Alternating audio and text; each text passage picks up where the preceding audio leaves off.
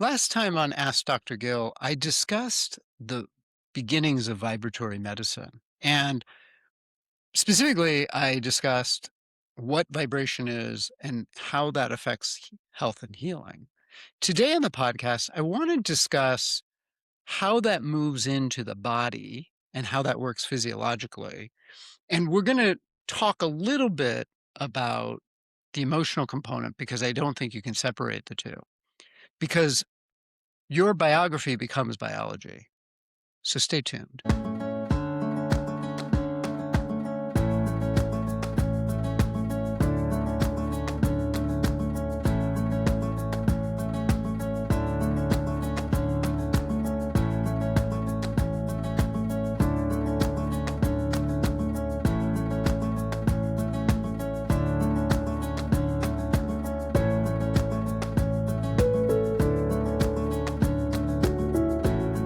Hello and welcome to Ask Dr. Gill. I am your host, Dr. Gill Winkelman. And today on the podcast, this is part two of a series I'm doing on vibrational medicine.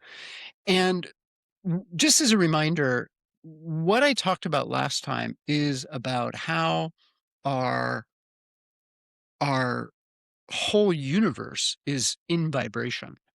And that includes us. All the cells in our body, they vibrate. And there are frequencies that shift within us. And I think that it's important to recognize that. And this is where I talked about different modalities, such as sound healing, acupuncture, and homeopathy, polarity therapy. I talked about the meridians in terms of acupuncture.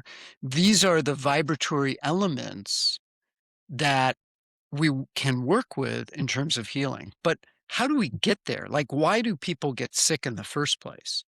And and this is where biology stems from biography is so important because I think that what we don't realize is that everything that happens to us is stored in ourselves.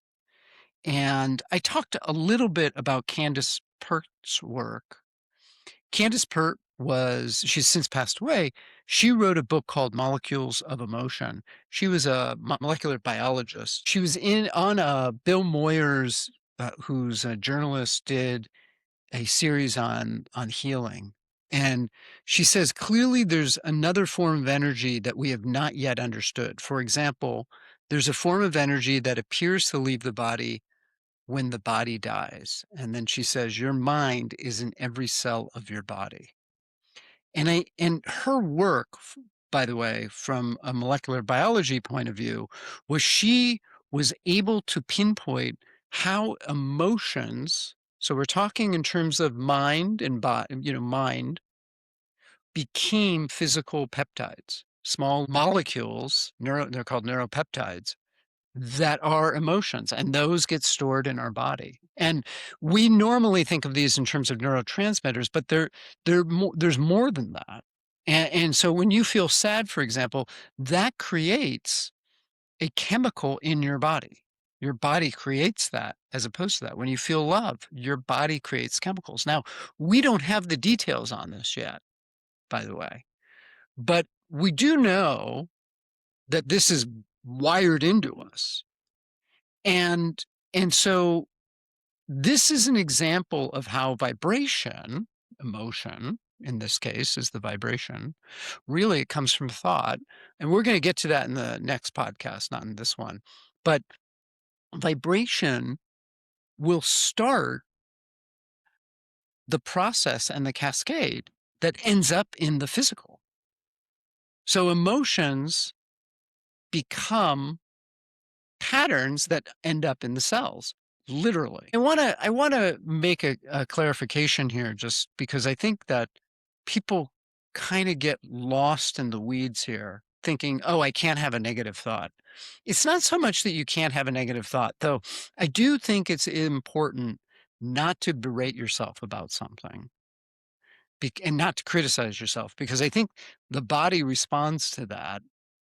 It's almost like our body is an animal, like a pet. When you yell at your dog, it doesn't necessarily respond the same way. It will be more fearful of you the next time you interact. And this is where you see abused animals showing up and cowering because they've been abused so much.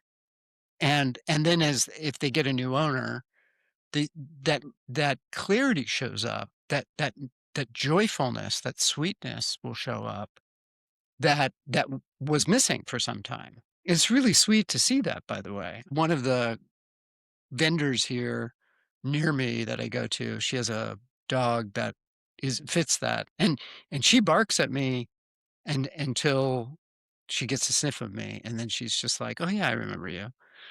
And then she's really sweet. And this is kind of what our bodies will do. Like, when we berate ourselves, it's kind of the same feeling, and I'm actually feeling it right now. Like, I'm feeling this, "Oh," like my body relaxed as I'm saying this and recognizing this. It's really kind of an interesting thing. So, vibration isn't the same as good or bad emotions. Vibration shows up with repetitive internal patterns. So, it's when you always have the emotional tone that becomes the background hum. And that's where people get stuck, right? And this is where I think things get really challenging when you're in an environment. So if you're in a system, a family system or a work system with dysfunctional patterns, it's hard to break out of those. And it's almost like we become loyal to the ideas, to the thoughts, to the people that that are there. And often what I find with patients is they are loyal to ideas about themselves that they cannot change or they're unwilling to change. And Carolyn Mace talks about this. She calls them acquisitioners. It's almost like she's using it in terms of attic, but it's not. I mean, attic is an example of that. What she's talking about, which I think is really important in terms of this vibratory medicine piece, is that we can give our power away to an object, idea, or person. And when that happens, it changes our emotional and regulatory frequencies. And emotions are signals to us about what's going on in our system. And we are not, as a society, taught to engage with those things. There's nothing magical, by the way, about certain feelings. There's nothing magical about sadness, anger, hurt, joy. There's nothing about that. But we live in a society that basically works towards we should feel more good and less bad.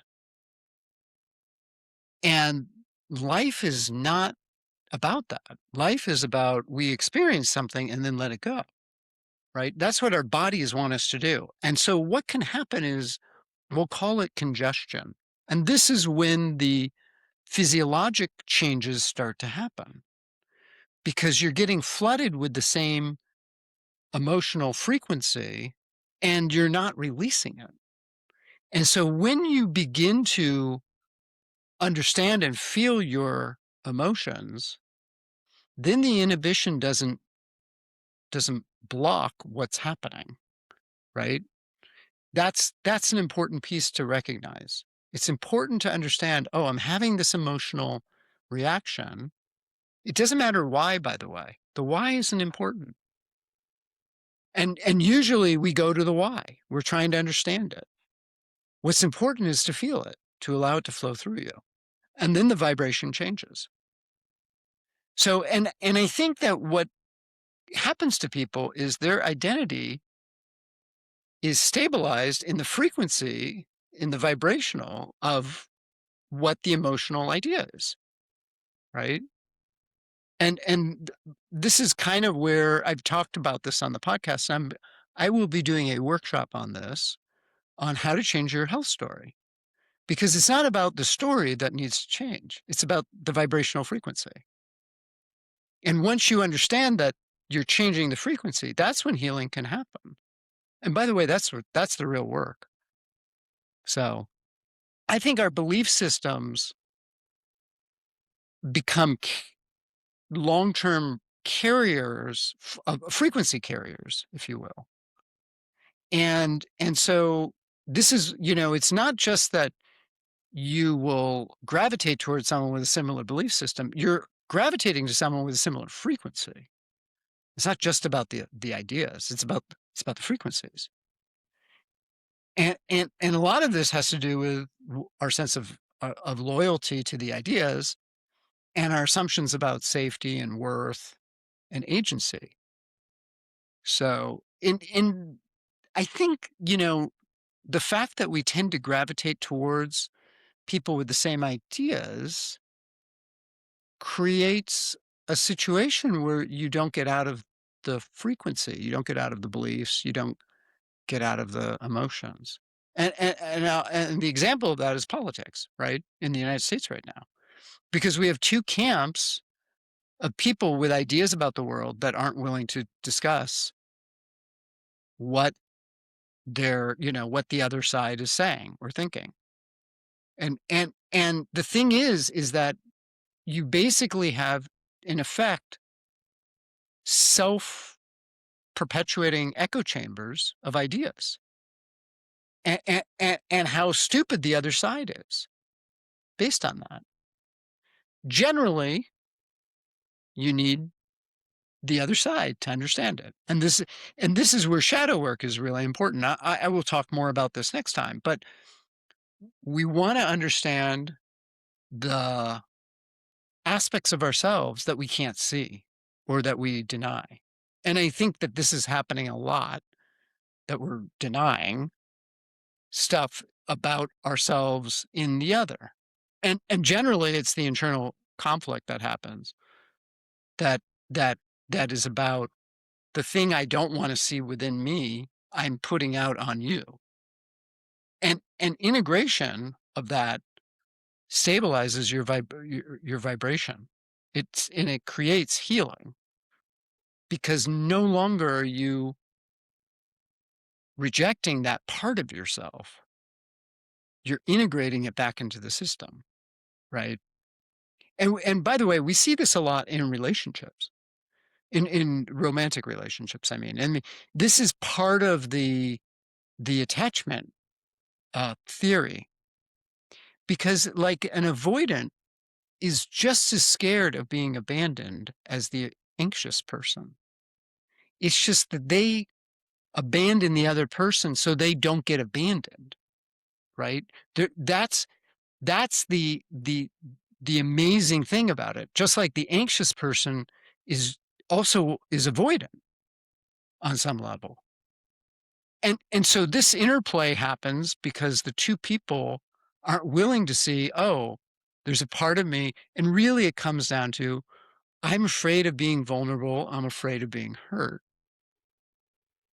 And that interplay keeps playing out until the two people admit that they're not willing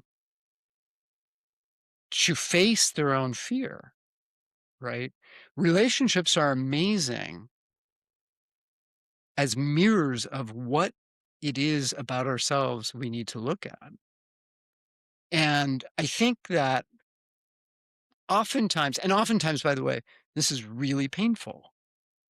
And oftentimes there's elements of abuse in here. And it's not just, and I'm not talking about physical abuse, and physical violence for a minute. It's, I'm talking about emotional, but it's ways that we abuse ourselves too. And I think this is a lot of the issue that we see in terms of illness. And this is, by the way, a vibratory element. And this is why trauma work is important. But it's also important not to be attached with the ideas behind trauma. It's important to recognize, okay, this or this happened to me when I was younger. But if you identify with that and don't move beyond it, you're not getting into the healing state either. So this is kind of where it's important to look at. So I'm going to take a quick break. And on the other end of the show, I'm going to talk about what you can do about it. So stay tuned.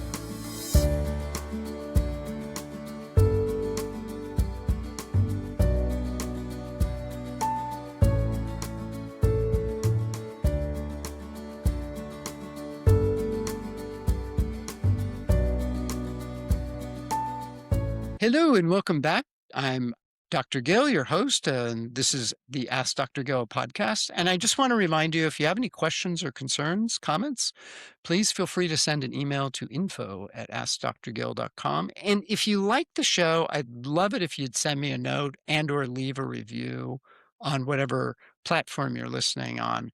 It really helps in terms of getting the word out. And I thank you to all the people who've left kind words already, and I really hope that this is helpful for you. So today we're talking about the psychology of of vibration and how we take meaning, emotion, and identity and shape our inner frequency. So I guess the important thing in terms of what can I do to help myself, Dr. Gill? What are the messages that you would have? Well, I think it's important to understand your emotional baseline. That's first and foremost. And that can take time, by the way, because a lot of us are not in touch with how we're feeling. I mentioned that we tend to gravitate to groups who are similar. It could be that the group is doing whatever it is doing. And there's a book, and I actually did this challenge, and I will put this out to you to do the challenge too. It's called A Complaint-Free World, and I cannot think of the author right now, but uh, it's really interesting because it was a minister who realized, oh, he complains a lot, and what he did is he just got a wrist bracelet, and he said to himself, I'm going to go 30 days without complaining, and if I have a complaint, I start over. And he would take the bracelet if he caught himself complaining, and this is out loud, not in your head. He would take the bracelet and move it to his other wrist. And I think he said it took him 18 months to get through 30 days because he kept. I actually did it. It took me 7 months to do it, and it was very liberating to do that. Now, I complain, by the way. I'm not saying I don't I don't complain. I do complain. I've talked about that on the show.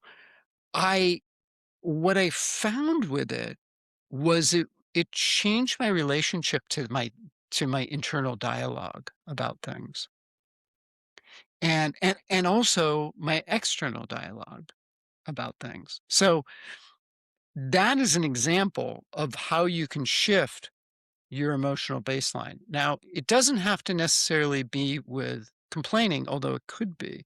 It could be whatever else you might be true for you, right? This is about tracking your repetitive internal narratives.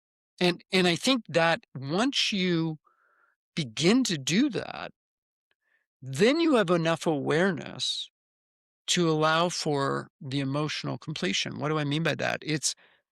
I'm just going to feel the feeling, whatever that is. So, in terms of complaining, you can look at like, what is it that you're complaining? Why are you complaining? What is it you're complaining about? And it may be that it's a feeling of unsafety or or fear around something. And this is really important because if your mind is in your cells, as Candace Pert talks about, then that means that the release isn't in the cortex, right? It's not about insight. It's about allowing the experience to flow through you. And generally, when I've had my biggest breakthroughs, and I'm talking personally now, it isn't it isn't the insight that does it. The insight is the first part sometimes, understanding, oh yeah, when I was a child, this happened, whatever it is. My father didn't want me. That that isn't enough. It's it's to feel that experience of not being wanted and allowing yourselves to process that. Because in that situation, there's probably a behavior or a series of behaviors that are happening as a result of that. And that's the other thing you could do is look at your behaviors. Or sometimes people can be helpful for this. This is where therapy is helpful. And I'm going to harp on AI therapy for a minute. This is why AI therapy sometimes isn't helpful, at least not yet, because you have to be really honest with yourself because you're giving the input to the therapist. But a good therapist is going to be able to see something in you that you may not communicate. For example, that you're angry or sad or whatever. And that reflection is really, really important. And AI, at least as far as I know right now, AI can't do that. Not yet. So that's another harp on this. I keep getting emails, by the way, from people who want to be on the show to talk about AI products. And I don't want the show to be about products, but also about AI. Uh, but I think it's pertinent right now in certain ways. So anyway, that's a quick aside. So uh, I guess the thing to recognize and close is that psychological, like these vibrations affect our physiology. And so we need to work with it both in the vibrational field, but also in the physical field, right? You need to heal both. You need to work in both. And and it's understanding the psychology, but it's feeling it into the physiology. And that's where you get relief. That's where this starts to shift. Because here's the thing, because your biography becomes biology, as that congeals, and I'm using that term for a reason, because vibration will congeal into something solid, right? I'm talking in terms of physics right now.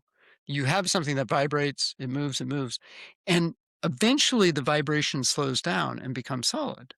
That's why, that's why we're solid, even though when you look at it from a quantum physics point of view, we're 70% space, or maybe even more than that, 90% space. But we, there's a solidity to us that we experience. And that's because it's congealed, right? And disease is that congealed essence. Changing the vibration will allow whatever's in the physical to change as well. This is where I believe miracle cures happen. And if you're not willing to do the work, then yeah, go conventional medicine. And because that's going to save your life. And I think it's important to recognize that. But and most of the people I work with, I'm doing both in a sense, because we're trying to get symptom relief while their vibration changes. That's the goal. So that's what I got for you today. I hope you enjoyed this and got something out of it.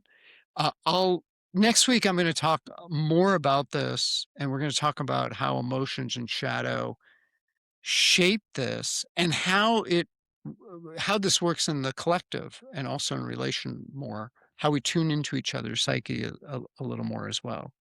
So thanks so much for joining me, and I will see you next time.